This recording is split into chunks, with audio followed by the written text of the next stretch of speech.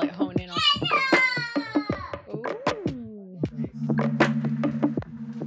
On today's episode.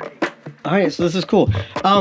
Like, what are your thoughts so far? Like, what do you like? You drove here. Like, I approached you. I don't know how long ago that was. Sometime before. Oh, it was right after. Right before Thanksgiving, because we were initially like, "Hey, let's try and do a Thanksgiving podcast." Yeah. So, there was the Columbus thing. I did the Columbus thing, and I was like, man, Oh no. Okay, so Right. back it up. I wanted to do something like this, but I wasn't sure how to do something like this. I've mentioned it before, but like you post on social media, like you have 1 million, 2 million followers. I don't know what you call it. It's you want to do it as something you're passionate about. And I was like, that's kind of how I feel. I don't really have a bunch of followers, but I like to put stuff out. Right. And every once in a while, I get like a message, and somebody's like, man, thank you. Or, Yeah. Somebody I haven't talked to a long time on Facebook will be like, hey, that was really cool. I had one person said, hey, my son and I have been watching some of the things you put out, and it starts conversations. And I was like, well, that's really cool. So I just wanted to do more. That's awesome. And there's been multiple times that I've like, I don't want to do this. I don't have the motivation.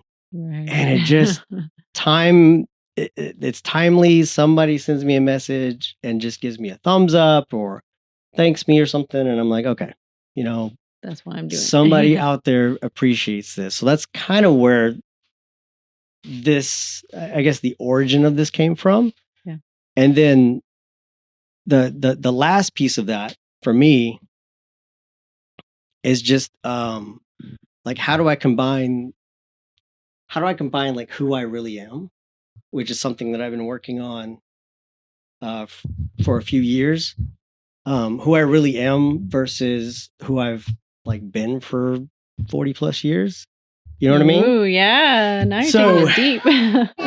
kind of this front stage, backstage thing, right? Right. I've always been the person who can get along with people, blend in, laugh, have a good time. Right. But I'm also like a completely opposite person, and I know people say that a lot. But I don't think I really understood that until maybe the last like 2 or 3 years. So that's been one of those things. It's like, okay, how do I make all of that coexist and work together? And so that was kind of the whole motivation to do something, I guess, in this realm. Yeah. So it's kind of cool that you're here. I keep hitting my mic. It's kind of cool that you're here. And I don't know what this is going to turn into, but this is hopefully we get something good out of it. Yeah, no, that's a cool little kind of kickoff to the conversation. Yeah, no, okay, so you kind of put a lot in there. So first, how am I feeling? I want to circle back to how am I feeling because I feel like I could kind of rabbit hole, but I just want to like what you just said, finding your authenticity and like how to be authentically yourself. Oh my gosh, man, what an accurate, what a relatable feeling, right? Mm-hmm. Especially the last few years, I feel like a lot of us went through this like unmasking from COVID, like a time to ourselves, figuring ourselves out. So yeah, I think a lot of people can relate to that, trying to figure out the persona that we put out when we're around other people because we want to be liked, accepted by the American society. Yeah. It means we have to keep a lot of things to ourselves. Yeah. So yeah, I think we can have a lot to talk about there. Now how I'm feeling is just like all over the place because I love, I got excited the moment you reached out to talk about it. Super excited about the Thanksgiving topic. And, I almost got overwhelmed because it's just like, where do I begin? There's so many aspects to to that conversation. So I loved finally just someone wanting to talk about it, wanting to have the conversation because yeah, I share stuff all the time. I don't have a huge following, but I don't care. Like I just share it because hopefully someone sees it and knows that this is going on in the world, right? Yeah. Like some of it's, focused on America, some of it's focused on international issues, whatever. But it just wasn't starting any conversations, it was, if anything, it was getting less, people were interacting with me less on social media, friends and family. And I'm like, man, what's going on? Like, why Yeah. is it getting quieter? Why is the interaction, and so I started to test it a little bit. Like, let me just throw a picture of my kids out there. And it's like, boom, everybody, likes, loves, comments. And I'm like, okay, so y'all are seeing everything I'm posting. It's not like an algorithm thing because I'm not hashtagging this stuff. Yeah. I'm just putting posts out there. So it made me really I felt a little bit alone for a while there, of like, man, there's nobody else in my friend circle who feels passionate about this stuff and wants to make their social media focused on that. So it was so cool to see that, to see you start posting things. It's like we've been friends on social media for years, Yeah. but you've just been kind of quiet, Yeah. every now and again you'd post something. So it was really cool to see, starting with the videos of the family. And it was just cool to see you have an online presence. And then it was like, you'd mix in with some kind of story, a news story or something going on. So this transition that you've gone through in the last like year to 2 years of finding your presence online and being vocal about it has been really cool to see. Like now your page is just like all stuff that really gets people talking, gets people looking. It's not just the fun family stuff, which is good. We all love to see the fun family stuff, but or it makes them scroll really fast, and I'm okay with that too. Yeah, Because then yeah. it's putting something out in front of them that their comfort zone may not allow in. Right. And not everybody's going to enjoy it, but maybe one person says, let me see what this is about. Right. And sometimes I feel like even if they scroll really fast past it, that's going to sit with them, right? Like the right people, the people who are your audience, or the folks that you can get with, eventually at some point in time they're going to sit with that thought. Why do I keep scrolling past this stuff? Why does this stuff bother me? Yeah. And I feel like because you deliver it in such a fun, lighthearted, not heavy on the judgmental way, you invite people in to reanalyze their thoughts and their opinions and what they know. Every now and again you throw kind of the snarky humor in, and I think that's fun because it taps into some of the rest of your audience who we all know that some of us are just tired of trying to be polite about the message, right? Like, yes. you just want to like, let's just talk about it. Yeah. Put the polite police aside, the tone policing. It's uncomfortable. It's awkward. So yeah, sorry, I went through like a long rant there, but it's been really cool to see this transition and to be here right now and see, whatever comes of this opportunity. Like I don't have any goal, and I don't think you do either. Like we're not out for followers and for clicks and for numbers. It's just to share a message and have a good conversation. I like to create. And if this is something that I can combine all the things that like we just talked about and also have the opportunity to do the thing that I also like to do, then I'm, I want to give it a shot. Right. And if at the end of the day, it's like, yeah, that was bad. Then I don't know, 10 years from now, you and I'll have something to say. Remember that time we tried? Exactly. Or it could be 10 years from now, you've got something way beyond it. And this was the stepping stone. Like, you remember that one time we met and kicked everything off. So you never know. Another cool part of that is just watching like my kids like get involved. Like I told you that we were talking before, everything was on, but my oldest will come up here, once the little ones go to bed, she has some extra time, and just having her come up here and just hang out while I'm editing or getting involved with understanding, because I've got the music equipment up here too. Getting involved with that is just, it's fun. It's like finding a way to bond with your kids, because that can sometimes be difficult to do, right? Because you spend a lot of times A, trying to make them independent, or B, like, hey, you got to focus on this. You got school, you got extracurricular, whatever. Right. So being able to have something that you can also like sit down and just be like, hey, let's have some fun and be goofy with this stuff. I don't know, that's kind of cool too. And in doing so, it's like you're capturing a memory. I know the few bits of audio and stuff I have as a child, or video and stuff. That's cool to see. It's cool to hear and to look back on. So to have that at this age with them, recordings and stuff with them, that's really priceless. You have anything specific you want to talk about? Oh my gosh. Okay. So I'm trying to think there were so many things on the drive over here that just kept going through my mind of like current events stuff. And now I'm like, hold on, where were my thoughts even when I was driving over here? Oh. Well, I'll tell you what, I thought about this for like an icebreaker. Oh, nice. I like icebreakers.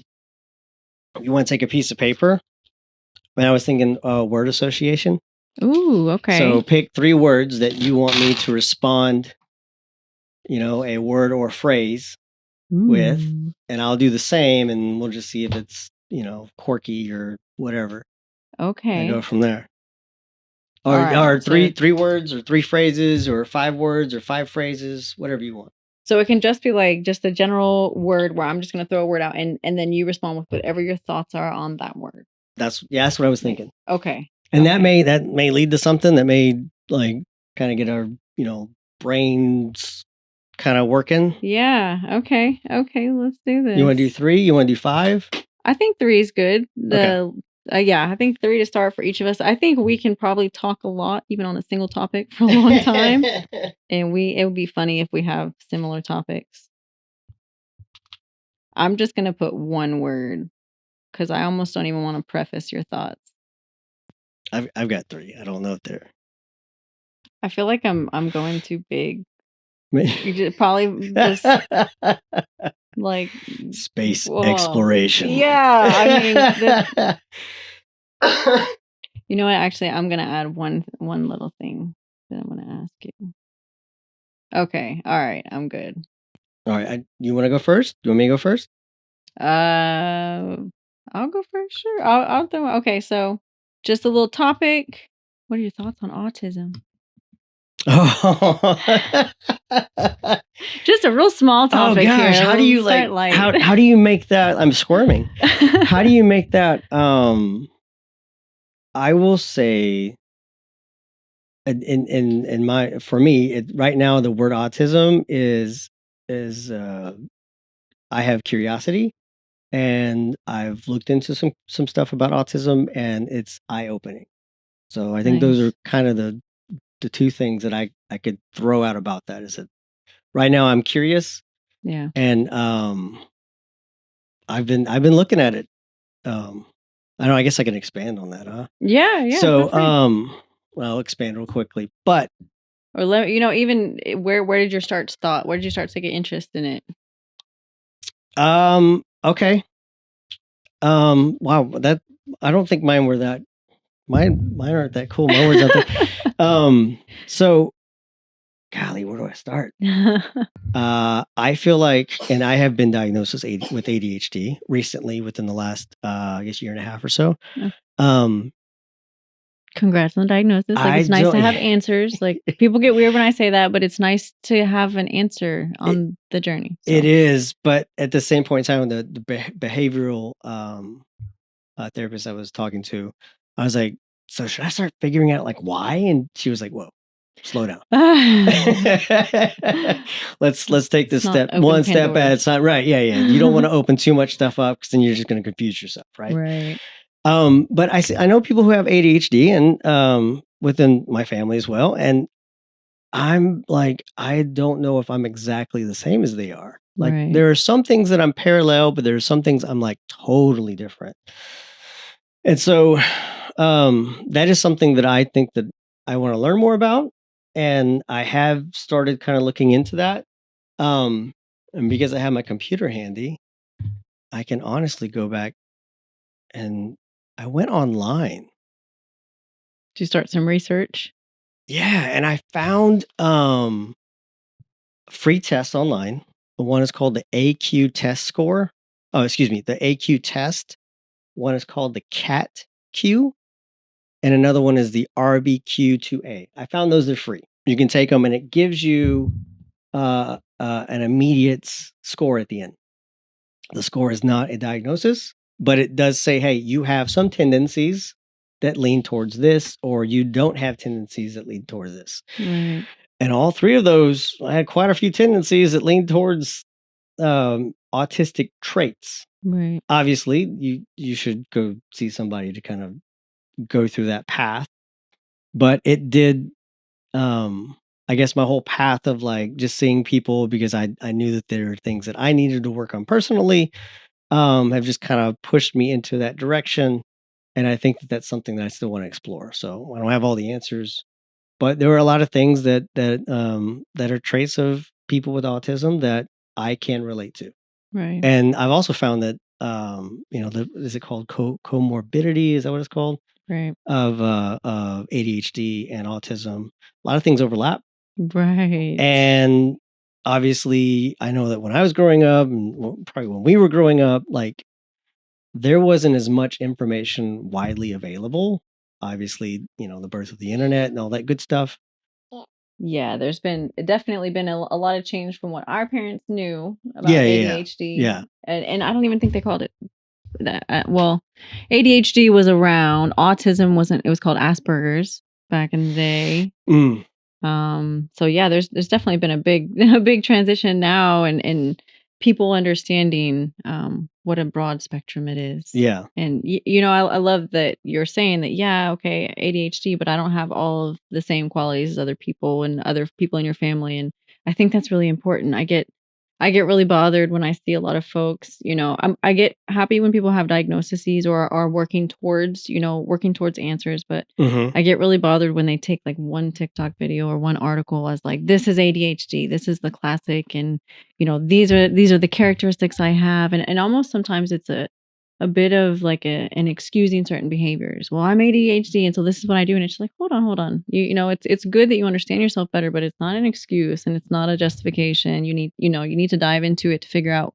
how does it apply to you. For me, it's like the comorbidities and the fact that it is a spectrum and we all have kind of these little pieces. It's been figuring out things that I thought was normal about the way that I process or the way that I hear things or the way that I, just in general, the way that my brain works. hmm It's been really neat to learn, oh, that's actually a processing disorder. And because I've been dealing with this disorder on this little spectrum, I've been countering it and masking it with all of these other behaviors that I thought were a part of who I am. And it's just like, it kind of undoes all of that to realize, oh, no, this is, this is normal, and this is stuff that, oh my gosh, sorry, I'm losing my train of thought here for a minute. Yeah, Lola. I lost my train of thought. She's yeah. So anyways, yeah, I don't know where I was going with that. It's shit, come back, brain, bring it back. That's the other thing that happens with my brain. There's always like 12 channels playing at one time, and sometimes when I'm trying to focus on one, something else pulls me into another. I completely spaced and I had like 3 points there that I was trying to drive home, and I think that's what I was doing. I was like, sometimes like we story tell or we try and tell a point, and it like goes into this point and also this point, and it relates to this, and then I'm like, hold on, wait, where did I start? Yeah. That's what just happened. So I might circle back to that. Yes. What is It's it? so hard. Are you trying to put milk in here? There you go. You got the milk. Good job. Okay, that's the point that I was trying to say, is that part of this discovery and journey is figuring out, pieces of yourself that then you can understand better, and it helps you find more of your authenticity. You can learn things that you can unmask. For me, it was figuring out that I have an auditory processing disorder and getting the diagnosis for that. So I don't, I don't hear things. It's almost like a delay. When even though we're having this conversation, and I'm definitely hearing you when we're talking, I'm breaking apart and processing what you're saying a little bit slower. So sometimes, I'll interject with an opinion that was like 3 sentences ago. So, and it can be like, wait, hold on. I thought we moved past that. And it's just like, no, well, the conversation moved past it, but my brain was still processing it. And then when my brain finished processing it, was like, oh, wait, I have a good point to add to that. So this has affected me through work, through, my whole life, And even sometimes, because I'm so rushed to try and process, I process incorrectly. So it's also an auditory processing disorder. So sometimes I'll hear it kind of jumbled, but because I need to hurry up and catch up, I'll just throw a word in there of what I think that you said, and it completely wrecks a whole sentence. So, but I had spent, I feel like years trying to explain to people how I jumble things up in my head, or like how it comes out. So you have a diagnosis? Yes. Okay. So ADHD from 2019, early or late 2019, early 2020, and then auditory processing disorder. And we're working towards a diagnosis. I was working towards a diagnosis for dyslexia. Very mild, and it relates to the auditory processing disorder. And it's just like sometimes when I read, write, when I'm trying to keep up. I just jumble letters and stuff, and so I'll write them kind of essentially backwards. Huh. Okay. And it's something that, again, had it my whole life, just thought it was just normal. And it wasn't until my oldest daughter got her dyslexia diagnosis like 6 months ago. And she'd been telling me a long time. And me, as she's telling me, I have trouble. And I'm like, yeah, it's normal. Sometimes our It's school, brain, yeah. you're rushing. Sometimes your brain scrambles the words. It's totally normal. So then she went through all the school testing, and the school came back and said, yeah, she's got dyslexia. It affects her in, in stressful situations when she's trying to keep up with testing, etc. Which probably adds to anxiety and Exactly. that's crazy. Exactly. It is amazing though that like just trying to become in tune with your kids, you start learning, and then I mean, I believe you should start asking those questions, and then here we are. Right. Okay, I found it. Okay, so this is the sentence. Okay, and this is how simple it was to finally explain it. My husband was talking to me, and we were talking about, I think at the time we were talking about packing for a vacation or something that we were going on. Yes, we were talking about packing for a vacation. And as he was walking away, he was telling me, don't forget to pack the speaker. I heard skeeper. Skeeper. Kept going with the sentence, and I'm like, what the heck is a skeeper? What is that? We're not going anywhere that has to do with skiing. I'm just like going on, and he's still talking, and we're still doing things. And finally I was just like, hold on, stop. What the heck is a skeeper? And he's like, what are you talking about? I said, you said to pack the skeeper. And he's like, I said to pack the speaker. And I was like, and then I played it back in my head, and I'm like, and you know how sometimes you can do that and you can replay the audio, and I'm like, oh, he definitely said speaker. He didn't, it was my brain. Like, I heard skeeper. And so I had to explain it to my therapist that I was talking to, and I'm like, hold on. So, this is basically what I do my whole life is I hear a word, and I get so distracted from the conversation because I'm trying to like understand this word. What the heck is this word? And I'm like, I told her, skeeper is not a word. It's not a word. So why did I get stuck for so long trying to undo it? And so that's what led to this. It's a processing disorder. It's your brain is processing that word. And because you're masking, or you're not realizing that you have a processing disorder, you're not realizing you have this dyslexia where it mixes things up. You're constantly trying to figure out what the heck is wrong with me. What do I need to do to understand this? So yeah, it was speaker to skeeper, and it undid me that day when I replayed it back to him, and I was telling my husband, I'm like, this is what I do. I do this all the time. Words like that, I hear it just kind of switched backwards, a few letters, and it bothers me that it can be a completely like made up word like that, but my brain will get stuck trying to figure it out. Is this a word I don't know? Do I need to Google it? Like, am I stupid? It's seriously like and all these thoughts are playing through my head while the person is still talking to me. Wow. Yeah, that is, I don't know how to react because that was a lot of information. And so I think I do the same thing where the information is there, and probably later today when I'm doing dishes or something, like it'll just be bouncing around, and then it'll take. And then I will start thinking about it, and I'll probably get on the computer and be like, what is this word that, Misty said means, or whatever. So, and I know that happens to me a lot. And I think that was part of the ADHD thing. And talking about the anxiety and my journey, so to speak. But it was the medicines that I take now, like quiet the conversations that are in my head. And I know that sounds weird. And for some people, they'd be like, what is this? But like for me, there was this constant like calculator going on. Like it felt like I was constantly cramming numbers, like dates, times, names. And a lot of it was because I think that I struggle to remember stuff. So if somebody tells me something, I have to like really take the time to understand it. Otherwise, it's gone into some sort of abyss that I may be able to unlock 5 years from now. But the next time I see the person, or am I supposed to do something, it's probably not going to be there. Like I could never be a waiter. I could never take, I see those people that come up, they don't even write anything down. And they're like, all right, thank you. And then the food comes out and I'm like, how did they do that? Like, that's Yes. amazing. I would never be able to do that. It just, I can't read lips. I don't know if that means anything. Interesting. I cannot read lips. You could mouth something to me all day long and I will be like, oh goodness, what are we saying here? Like, really? okay. If somebody spells something out to me, Wow. So you know how like you have to like write it down. I or have to like try physically to see I it. have to try to picture it in my head, which is in that sense it's still hard too.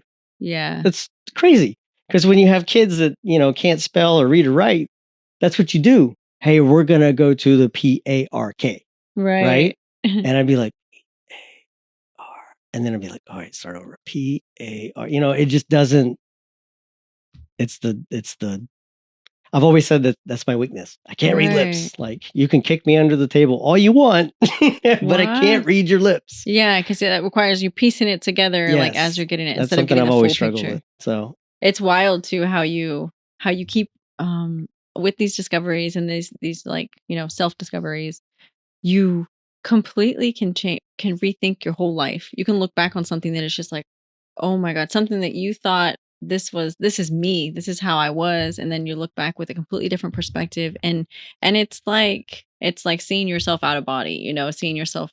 It's very jarring for me. It's been very jarring when I look back and I'm like, oh my gosh, my whole life I've been dealing with this, struggling with this, counteracting, in some way masking. There's so much that it's just like, hold on, that was never me. I can shed that now. I can stop doing that now. And now I can just explain to people why I'm no longer doing this thing or why that trait doesn't seem to be there in me, because it was never there. I was just doing it because I didn't realize it's my masking behavior. So that's why I'm always like, congratulations, because I feel like even people who are still not comfortable with their diagnosis or are still trying to work to understand it, no matter what, it's a step in the right journey, right? Yeah. You're gonna get answers. You're gonna learn so much new about yourself, and I'm with you. I find that so exciting. Like, even information that's unsettling, even information about things we've been doing wrong, right? Like, I had to learn that I was a rude communicator. I interrupted people a lot because I would get so anxious about getting my thought out before you lose it. Yes. Because if I don't, it's in that channel and I change channels, right? Yes. So I still do interrupt people, but now I'm